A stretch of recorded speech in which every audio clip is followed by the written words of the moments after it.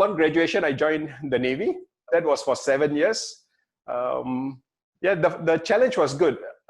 At the same time, you wanted something more. So by the time I was there for 7 years, it was time to do something even bigger. So that was the fight for the corporate job. In the civil service, I was always ranked higher. So it was like, okay, I've done that. I know I'm there.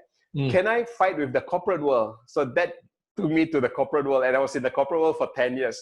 My goal was to become an HR leader in a conglomerate, and I did that in 5 years.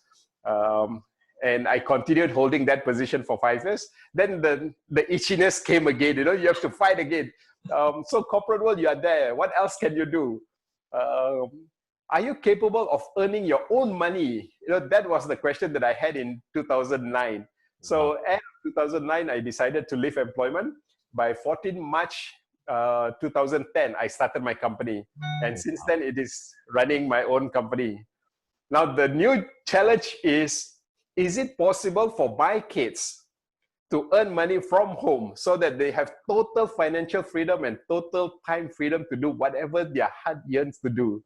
So that is the latest challenge now. What an amazing coach. And your children are so super blessed. So super blessed to be able to benefit from your coaching and from your personal journey. I don't know how many parents actually have that goal for their children, you know, apart from, oh, get them good schools, get them a job, you know, get them a trade, get into security. And here you are teaching them about insecurity and entrepreneurship. As you know, during this COVID-19, I can tell you some of the probably the hardest hit people are entrepreneurs.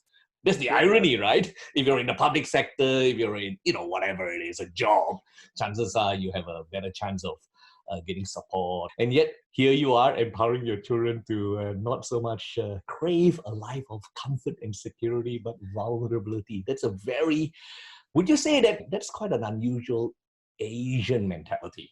If you look at the blueprint of education in Malaysia, I wouldn't generalize to Asian. Yes. In Malaysia, the blueprint of education in Malaysia is to create employable graduates. Yes. Employable students. The entire message is employability. Right. Nobody is actually putting anything to create entrepreneurs. Yes. So the entire system is about employees. I was lucky to meet the right people. I had my previous CEO in one of the IT companies who left employment at the age of 36. So he guided me on how to do it. So one of the lessons that he gave me was always make sure you're proactive in terms of your 6 months plan. So whatever I do now, I should not be thinking of June, July. I should be thinking about January 2021. This was one blessing that protected us from COVID. What happened was when we heard the news of COVID in China, yes, we looked at our 6 months journey and I said, you know, this will come to us sooner or later. So let's look at our project and just accelerate it. So we had projects that we were supposed to complete in April, in May. Yes. We decided to complete it in February. So we did, I think by the last invoice that I sent out was on 22nd of February. Yes. And, you know, we completed our jobs. What we were waiting for was just the payment, and the payment came a month later, just before the lockdown. Wow. And the period of lockdown, we have already planned it to be our development period. So we were supposed to look at new things. So we were supposed to build a new mobile app for my psychometric system. I'm supposed to come up with a new program, a new book. There were plans for that 3 months. Yes. The question was, how are you going to do it being at home when everyone else is working? But voila, the whole world was not working. We were locked down together. So the plan was just perfect. But that helps, you know, being proactive 6 months ahead. But this is something that the main concern of parents would be that the school is not teaching their children that. Yes. But taking the message of proactiveness, why are you waiting for others? Your life should be within your control, not others. So what can you do for your children?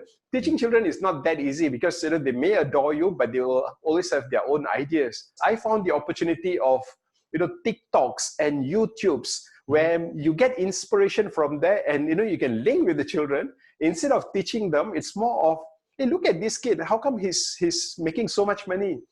What is allowing him to do it? Can you research for me? I'm too busy with work. So the children started doing research on their own. So it was just teasing children with all these small assignments that got them thinking of new ways. I see my wife is now researching on 30 different channels of freelancing, online freelancing that we discovered from TikTok.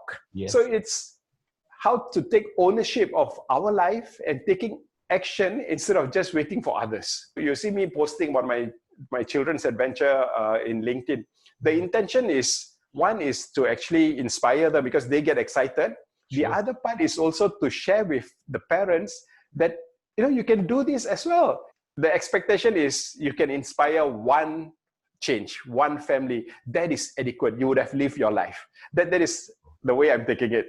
Beautiful. And that came across loud and clear in your book. And you know what? I think one of the key messages here is, yes, it's not so much about train your kids to be entrepreneurs. It's much more about being proactive. That's the key word. You can be proactive and be doing incredibly well in a job, working for someone, and that's absolutely great. But I think being proactive is also about making that time, as you said, to look ahead. Spend time to pause and see ahead, anticipate what's going to make the next 6 months, a year, whatever it is, amazing for you, and then make yourself accountable for making it so, and just making time for that pit stop moment. So